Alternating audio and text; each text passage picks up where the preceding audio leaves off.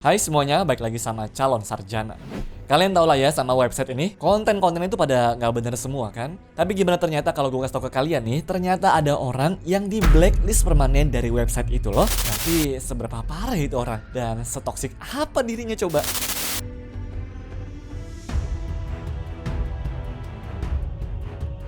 Get me in the box, but people can join me to me, touch me, just look at me. Family support what you do. Super support. Sudah penasaran teman-teman? Oke, langsung aja kita bahas ya guys.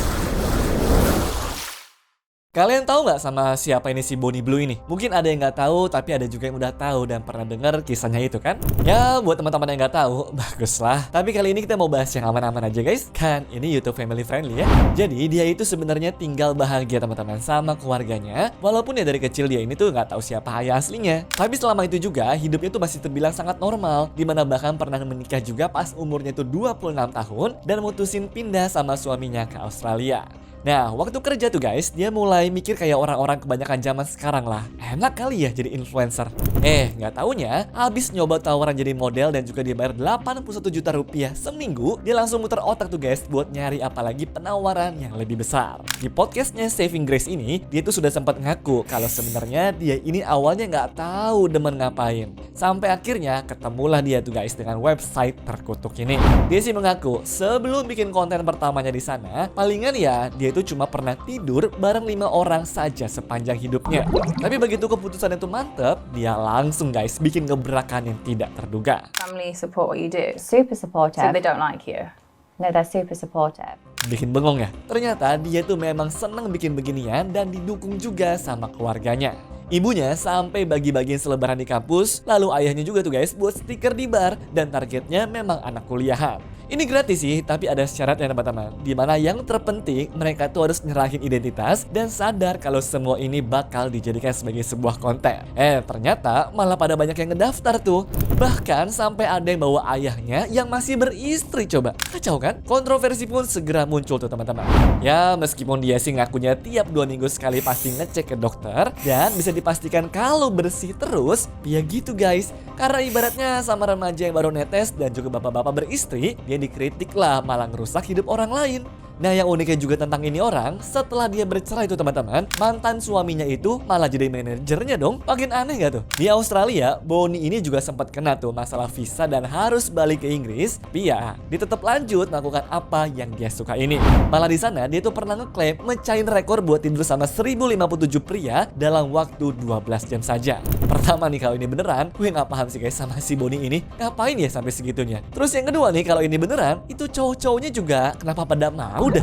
Ini mereka pada kagak takut kena penyakit menular apa ya? Bahkan di momen berbeda masih sempet-sempetnya tuh guys buat video seperti ini. It's a good job I had to check IDs for the 1057 because I now need to reach out to them for child support.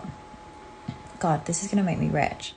Jelas, habis itu videonya pun diblokir karena dianggap melanggar aturan. Namun, setelah dia mengaku begitu guys, banyak juga yang merasa kalau ini tuh hoax belaka. Karena ya, nggak ada bukti apa-apa. Atau bahkan, gimana bisa diblokir? Ya bikin aja belum. Kalau dipikir pakai logika, memang nggak logis sama sekali sih. Seandainya beneran nih, coba kita hitung-hitungan deh. 12 jam tuh sama dengan 720 menit ya. 720 menit dibagi 1057 pria, berarti satu orangnya itu kebagian sekitar 40 detik. Keburu semua gitu. Lagi pula para ahli juga nggak percaya sama klaim ini teman-teman. Soalnya kalau kita ngelihat dari artikelnya Klik Dokter aja, paket lengkap berhubungan badan nih sama pemanasan tuh bisa disamakan guys kayak jogging 15 menit. Sekarang matematika sederhana lagi nih guys. Ya pokoknya calon sarjana mah semuanya harus sudah hitung-hitungan deh. Nah dalam waktu 30 menit berhubungan badan itu tuh sama kayak 24 kali jogging. Kalau satu kali jogging 15 menit sama dengan satu sesi, maka 24 kali sama dengan 24 sesi jogging 15 menit. Kalau dikali ke persamaan jogging selama 15 menit,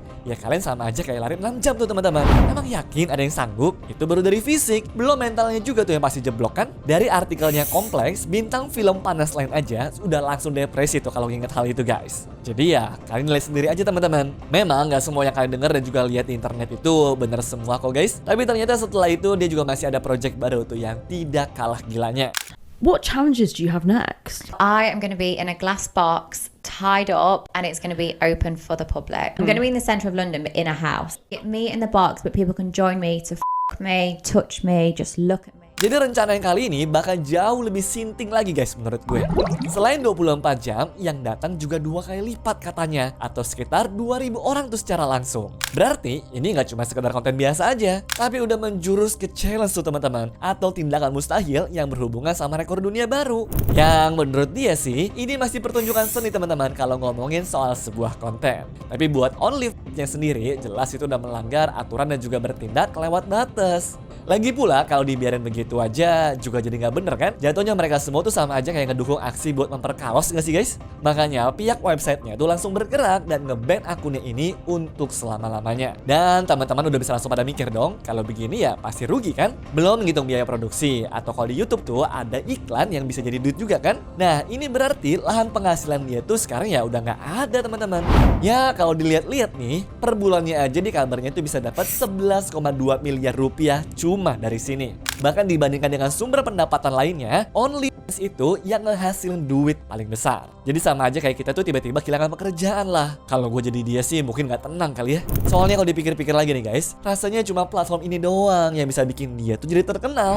Kalau udah ke-ban kayak begini, gimana mau comebacknya coba? Memang kadang tuh kita nggak bisa nekat ngelakuin apapun ya. Soalnya bisa aja ada dampak yang gede banget di balik itu semua kan guys. So segitu dulu teman-teman untuk video kali ini ya. Kalau kalian emang suka dengan videonya, boleh banget kok likes-nya ya. Sampai jumpa teman-teman di video-video berikutnya. Bye-bye.